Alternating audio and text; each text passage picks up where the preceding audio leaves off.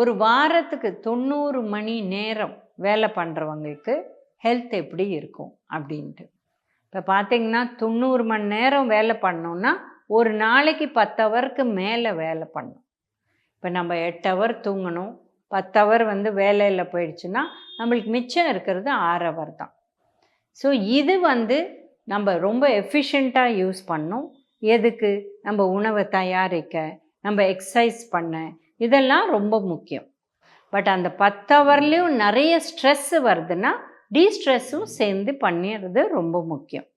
இப்போ எங்களுக்கு எலாபரேட்டாக சமைக்க முடியாது, எல்லாம் கஷ்டம் அப்படின்னு நிறைய பேர் நினச்சி அதுக்கு ஹெல்ப் எடுத்துக்கிறாங்க.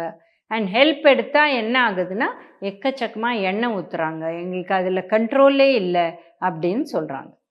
இப்போ சிம்பிளாக உணவில் இப்போ உங்களால் செய்ய முடியும்னா காய் அதை செஞ்சு அது 1-2 டேஸ் ஃப்ரிட்ஜில் வச்சு கூட யூஸ் பண்ணலாம். ரைஸ் ஃப்ரெஷ்ஷாக பண்ணிக்கலாம். அண்ட் பருப்பு கூட இந்த மாதிரி வேக வச்சுட்டு அதை 1 or 2 டேஸ் ஹீட் பண்ணி சாப்பிட்லாம். அதுக்கு மேலே முடியாது.